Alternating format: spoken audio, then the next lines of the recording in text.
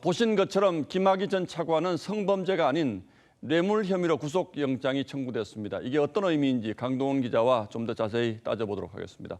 자, 강 기자, 앞서 리포트를 보면 김 전 차관이 성관계를 가지긴 했지만 그 대가를 윤중천 씨가 지불했기 때문에 윤 씨가 김 전 차관에게 뇌물을 준 걸로 본다, 이런 거죠? 맞습니다.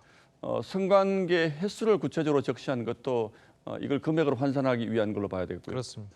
자, 그렇다면 검찰이 그동안 숱한 논란을 낳았던 성범죄 부분은 결국 입증을 하지 못한 걸로 봐야 됩니까, 그럼?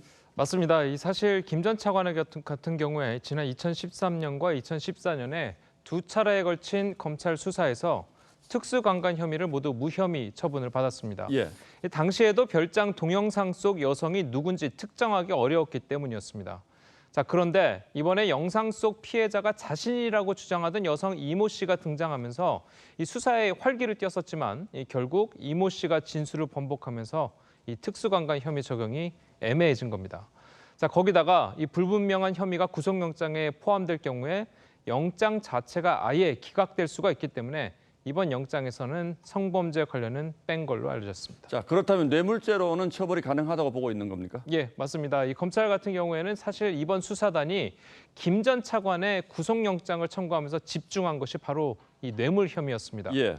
과거 사위 수사 권고도 바로 성범죄가 아닌 뇌물 혐의 부분이었고요.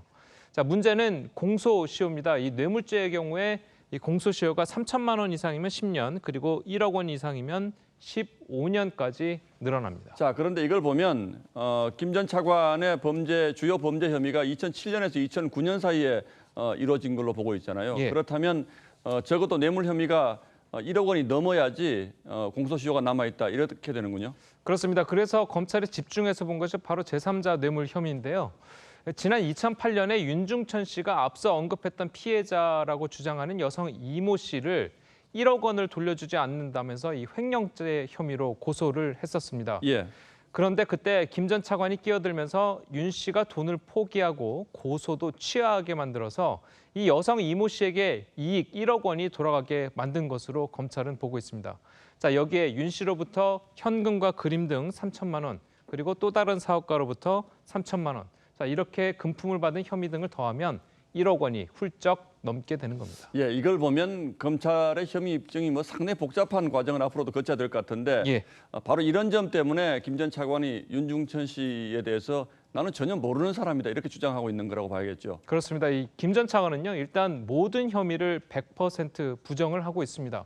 윤중천 씨도 모르고 또 동영상 속 남자도 자신이 아니다, 이렇게 주장을 하는 거죠.